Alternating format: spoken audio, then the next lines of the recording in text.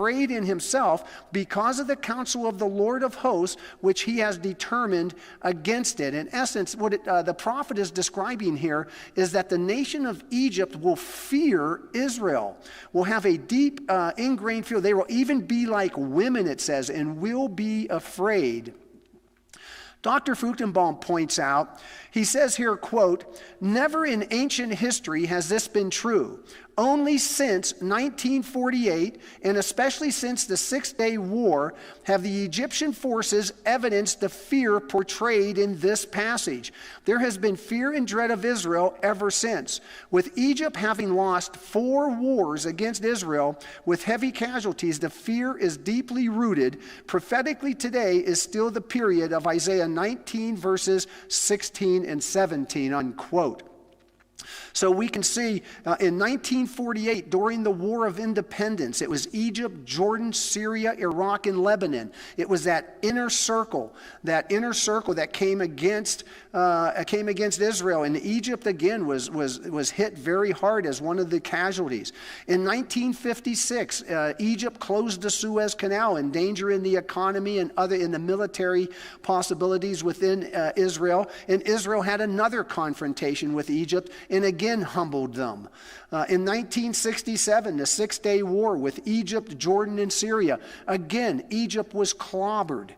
They were clobbered, and the East Jerusalem, the old city, was now conquered and in the possession of Israel for the first time in almost 2,000 years. In 1973, the War of Yom Kippur, it was Egypt and Syria, and again, for the 4th time, Egypt took a beating. And so this is exactly what Dr. Fruchtenbaum was talking about here in reference to this scripture out of Isaiah chapter 19, that now Egypt actually has a true fear of the nation of Israel. Going on, in 173 BC, war broke out again between Antiochus IV of Syria to the north and Ptolemy Philometor of Egypt to the south. And in that war, Antiochus was victorious and crowned himself king of Egypt from 171 to 167 BC.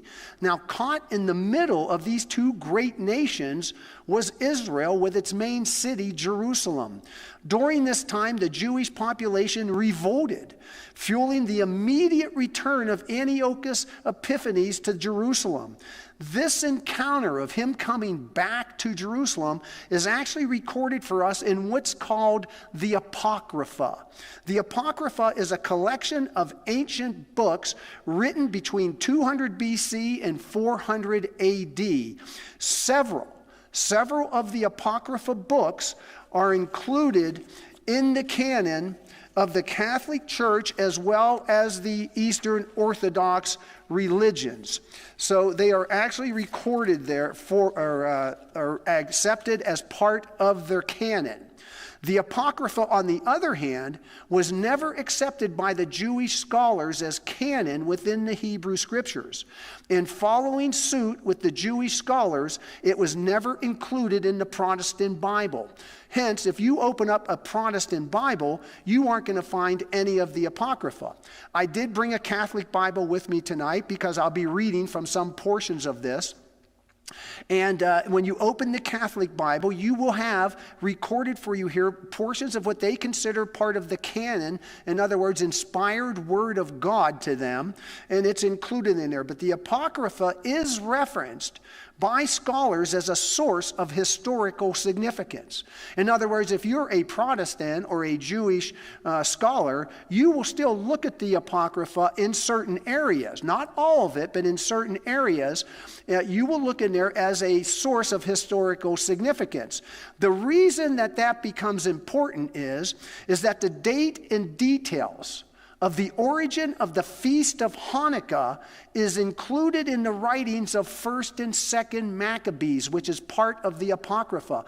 So in other words, if you want the real story that happened from a historical standpoint, this could be a good source that could be looked at. Not looked at as inspired by God per se, but as we're going to see, the historical feedback that we get is amazing regarding the prophet Haggai. Now, keep in mind that the prophets Haggai and Zechariah play a vital role in encouraging Zerubbabel, who was the governor of Israel at that time. He's a descendant of David. When Cyrus sent them back to the land, Zerubbabel was chosen as their governor or leader, and he was working with Joshua the high priest to resume construction of the second temple after the Babylonian captivity. Now, we'll have more detail on that further into this study as we go. But for now, understand, this is what you need to understand. It will be this second temple that will experience the origin of the Feast of Hanukkah. It will be this specific temple that Haggai and Zechariah are prophesying about that will actually be part of the Feast of Hanukkah. Now, in First Maccabees of the Apocrypha, it includes when Antiochus came back to attack Jerusalem when Jerusalem was actually revolting. Jerusalem was revolting, and First Maccabees in verse 20, first chapter, in verse 20 through 24, it says, after Antiochus had defeated Egypt in the year 143, now they're talking about 143, which would actually be 167 BC, because they're talking about the Greeks. They're talking about the empire that was there under Alexander the Great. But it says, he returned. Now, here's Antiochus. He returned and went up to Israel and to Jerusalem with a strong force. He insolently invaded the sanctuary and took away the golden altar, the lampstand for the light with all its fixtures, there's the menorah, the offering table, the cups and the bowls, the golden censers, the curtain, the crowns and the golden ornament on the facade of the temple. He stripped off everything and took away the gold and silver and the precious vessels. He also took all the hidden treasures he could find. Taking all this, he went back to his own country after he had spoken with great arrogance and shed much blood. This was Antiochus now. We have this recorded for us in the historical writings of First Maccabee of when he came back because of the revolt that was actually taking place in Jerusalem. In the second book of Maccabees, in 2 Maccabees, in chapter 5, let me turn there. In chapter 5, starting in verse 11, it says, when these things happenings were reported to the king, he thought that Judea was in revolt. They were telling Antiochus they're revolting up in Jerusalem. Raging like a wild animal, he set out from Egypt. Remember, he had just conquered Egypt. He's now coming back and took Jerusalem by storm. He ordered his soldiers to cut down without mercy those whom they met and to slay those who took refuge in their houses. There was a massacre of young and old, a killing of women and children, a slaughter of virgins and infants. In the space of 3 days, 80,000 were lost, 40,000 meeting a violent death, and the same number being sold into slavery. Not satisfied with this, the king dared to enter the holiest temple in the world. Menelaus, the traitor, they're now talking about a Jewish person who traded and now is helping Antiochus. That traitor, both to the laws and to his country, served as a guide. He laid his impure hands on the sacred vessels and gathered up with profane hands the votive offerings made by other kings for the advancement, the glory, and the honor of the place. They called the temple the place. Puffed up in spirit, Antiochus did not realize that it was because of the sins of the city's inhabitants that the Lord was angry for a little while and hence disregarded the holy place. If they had not become entangled in so many sins, this man, like Heliodorus, who was sent by King Seleucus to inspect the treasury, would have been flogged and turned back from his presumptuous actions as soon as he approached. The Lord, however, had not chosen the people for the sake of the place, but the place for the sake of the people. Therefore the place itself, having shared in the people's misfortunes afterward, participated in their good fortune, and what the Almighty had forsaken in his anger was restored in all its glory once the great sovereign became reconciled. He's talking about once they came back and they defeated the Seleucus Empire from up north under Antiochus. In the final verse, Antiochus carried off 1,800 talents from the temple and hurried back to Antioch. In the arrogance, he planned to make the land navigable and the sea passable on foot, so carried away was he with pride. It's interesting when we hear that, because in 1 Timothy chapter 3, verse 6, Paul reminds us that the sin that caused the fall of Satan was pride. It was pride, and this person is filled with pride. His name even means God manifest. Now, the temple desecration that took place at this time, this is important for us to understand, because it's going to be exactly what the Antichrist of the future is going to do to the rebuilt third temple of the 70th week. He is going to desecrate that, and he's going to set up what's called the Abomination of Desolation. So, in 2 Maccabees, in chapter 6, in verse 1, it says, "Not long after this, the king sent an Athenian senator to force the Jews to abandon the custom of their ancestors and live no longer by the laws of God." Remember that even in the future, when Antichrist comes in, he's going to stop all sacrifice, oblation. He's going to shut down the law. He's going to stop everything. And this is exactly what Antiochus did. Remember, we said he's a type of the Antichrist. We'll see the significance of that in a moment, because we're going to see the effort that Satan put forth to not allow Daniel to see this vision. He did not want Daniel to see this vision of Antiochus Epiphanes IV, because it would now give information to those ultimately down the road, that's us, that would be able to read Daniel and know about the Antichrist. Keep in mind that when we talk about the Antichrist today, if it wasn't for God's word, nobody would even know what that word means, coming to us from the Apostle John. So in turn, we can see that Satan will actually try to inhibit Daniel from seeing that vision. I'll show that to you coming up. But continuing in 2 Maccabees on the desecration of the temple in verse 2.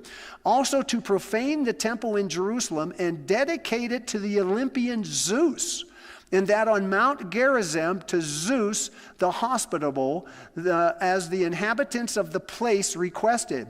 This intensified the evil in an intolerable and utterly disgusting way. The Gentiles filled the temple with debauchery and revelry. They amused themselves with prostitutes and had intercourse with women, even in the sacred court. They also brought into the temple things which were forbidden, so that the altar was covered with abominable offerings prohibited by the law."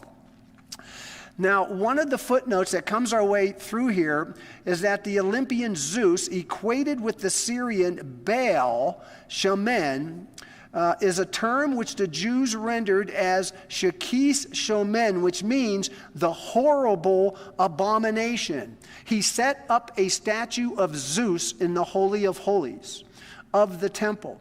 So in turn, what we're saying here is exactly what the Antichrist of the future is going to be doing in reference to the Abomination of Desolation. We'll look closer at that as we get further into this. Now, one last area here I want to share with you, and I'll come back to some of these, but I want to share this area here because this is going to have ramifications onto our current study too, as far as Haggai goes.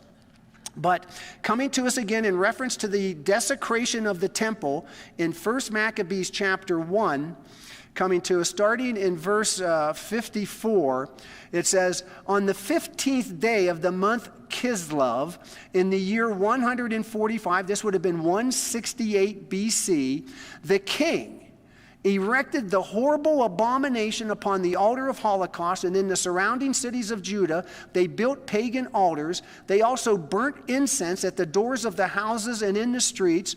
Any scrolls of the law, which they found, they tore up and burnt.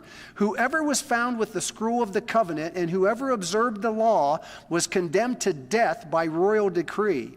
So they used their power against Israel, against those who were caught each month in the cities, on the 25th day of each month. That day is going to become important to us when we get into the prophet of Haggai.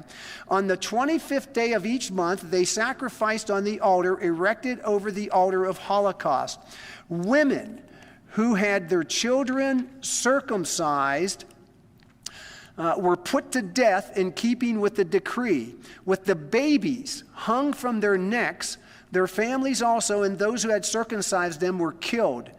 But many in Israel were determined to resolve in their hearts not to eat anything unclean. They preferred to die rather than be defiled with unclean food or to profane the holy covenant, and they did die.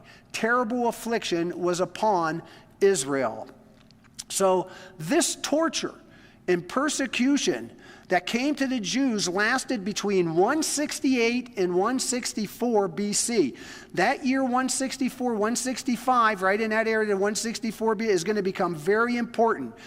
Antiochus Epiphanes, between the age of 50 to 51, most information that comes to us, died in 164 BC. Now, this is what we were talking about earlier. Daniel was given a vision describing the exploits of Antiochus. He was given this vision. Satan did not want Daniel to receive the full truth of this vision, especially about Antiochus IV, because he would be a type of the Antichrist that was to come, which would disclose this vision is going to disclose what the Jewish people would encounter in the latter days. That's why it's so important, because it's going to incorporate the latter days.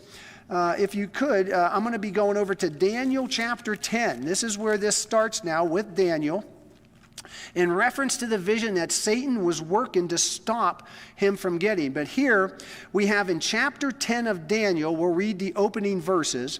It says, in the 3rd year of Cyrus, king of Persia. Now we know Cyrus, Cyrus would have been in 539. So in turn, this is 536. This is in the year 536. That year is going to become very important also, because it's going to have to do with the building of the foundation of the new temple in 536. 536, by the way, is important also because if you go back 50 years to 586, it's that year that the first temple was destroyed by Nebuchadnezzar in the Babylonian Empire. 50 years later now, here's Daniel. In the 3rd year of Cyrus, king of Persia, a message was revealed to Daniel, whose name was called Belshazzar, which means Bel, protect his life. That was his Babylonian name. His name Daniel is God is my judge. The message was true, but the appointed time was long. The proper translation of that word is the word, it comes to is the Jewish word, which means, and of great conflict. In other words, Daniel was now given a vision here, a message of what the conflict of his descendants were going to be going through. And he understood the message and had understanding of the vision. In those days, Daniel, was mourning 3 full weeks, 21 days. 21 days he was mourning. I ate no pleasant food, no meat or wine came into my mouth, nor did I anoint myself at all. All 3 whole weeks were fulfilled. Till all 3 weeks were fulfilled. It says now on the 24th day of the first month. Now this is the first month. Now if you had been on Jewish time, which Daniel was, this was the month of Nisan. This would have been the month of Passover, of unleavened bread and first fruits. And this would have been the time that this message came to Daniel. He says now on the 24th day of the first month, on the 24th day of the first month, as I was by the side of the great river, that is the Tigris, I lifted my eyes and looked, and behold, a certain man clothed in linen, whose waist was girded with gold of Uphaz. He's about to see this angel now. His body was like beryl, his face like the appearance of lightning, his eyes like torches of fire, his arms and feet like burnished bronze in color, and the sound of his words like the voice of a multitude. And I, Daniel, alone saw the vision, for the men who were with me did not see the vision, but a great terror fell upon them, so that they fled to hide themselves. This was an angel that had come to Daniel with this message. Now, dropping down to verse 12 of Daniel chapter 10, it says, Then he said to me, now here's the angel speaking to him. Then he said to me, Do not fear, Daniel, for from the first day that you set your heart to understand and to humble yourself before your God, your words were heard, and I have come because of your words. He's saying on the very first day, that would have been 21 days earlier, at the beginning of the 3 weeks, he had heard it. It says, But the prince of the kingdom of Persia withstood me 21 days, and behold, Michael, one of the chief princes, came to help me, for I had been left alone there with the kings of Persia. We have described here for us now a satanic leader of Persia who actually confronted this angel and held him up for 21 days. Satan did not want this message coming to Daniel. In turn, the only way he was able to come to Daniel was because Michael the archangel came and helped set him free to allow him to come.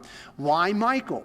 Well, in verse 21 of chapter 10, it says, But I will tell you what is noted in the scripture of truth. No one upholds me against these except Michael, your prince. So we can see that Michael the archangel has been appointed by God to be the prince of Israel. He is the guardian angel of Israel. Michael is there. And so in turn, remember now, Antiochus Epiphanes is a type of the Antichrist. Satan did not want that vision coming to Daniel. Now, it also says in verse 14 of chapter 10 of Daniel, it says, Now I have come to make you understand what will happen to your people in the latter days, for the vision refers to many days yet to come. So you can see again, God was about to give Daniel a message via an angel that was going to be dealing with the latter days, and it would be in the end times in that respect. And now the vision involving Antiochus Epiphanes in chapter 11 of Daniel. In chapter 11 of Daniel, in verse 21, it says, And in his place shall arise a vile person, to whom they will not give the honor of royalty, but he shall come in peaceably and seize the kingdom by intrigue. This was Antiochus at first. He would come into Israel, and he would be a Mr. Nice Guy. Very similar to what it sounds like the Antichrist is going to be doing with Israel in the future when he signs the 7-year covenant, the 70th week of Daniel, this tribulational period. So we can see this example here in Daniel chapter 11. Now going down in Daniel chapter 11, going down to verse 29, in verse 29 it says, At the appointed time he shall return and go toward the south, but it shall not be like the former or the latter, for ships from Cyprus shall come against him. Therefore he shall be grieved and return in rage against the holy covenant and do damage. So he shall return and show regard for those who forsake the holy covenant, and forces shall be mustered by him, and they shall defile the sanctuary fortress. Then they shall take away the daily sacrifices and place there the abomination of desolation. This is definitely something Satan did not want Daniel to hear about, the abomination of desolation. In verse 32, those who do wickedly against the covenant he shall corrupt with flattery, but the people who know their God shall be strong and carry out great great exploits. That is actually a reference to the Maccabean revolt that will occur against Antiochus Epiphanes, that it will happen. Now in Daniel chapter 11, in that verse 31, it says here, Antiochus sets up the abomination that maketh desolate. That's what he's going to do. And he's going to set up that abomination in reference, according to Maccabees, the statue of Zeus. He's going to put a statue of a pagan god in the holy temple. Daniel will have an angel explain to him in chapter 12 now. In chapter 12 of Daniel, he's going to have an angel explain to him the abomination of desolation that will be set up by Antichrist at the midpoint of the 70th week in the future. So here in chapter 11, we have the abomination of desolation in reference to Antiochus Epiphanes, but in Daniel chapter 12, in verse 11, it says, "And from the time that the daily sacrifice is taken away and the abomination of desolation is set up, there shall be 1,290 days." And so we can see again that God will show Daniel what's going to come in the future that was very similar to what happened with Antiochus Epiphanes in the past. Messiah actually will mention this specific act carried out by Antichrist when Yeshua presents the Olivet Discourse. In Matthew chapter 24, in verse 15, in the Olivet Discourse, Yeshua says this, "Therefore, when you see the abomination of desolation spoken of by Daniel the prophet standing in the holy place, whoever reads, let him understand. Then let those who are in Judea," this is addressed to those in Israel, "flee to the mountains." He's saying flee to the mountains, and we know from the other scriptures associated with this, it's going to be probably the greatest period of persecution against the Jews in the history of Israel. And so we can see here that Satan did not want this specific prophecy to come into the hands of Daniel, because he knew that Daniel would be able to share this with us down the road, that we are now aware of the fact as believers that there's going to be a one world leader coming. Antichrist is going to be coming. And he's going to be coming in this direction. He has actually about 11 different allusions to himself in the New Testament and about 33 different types of allusions to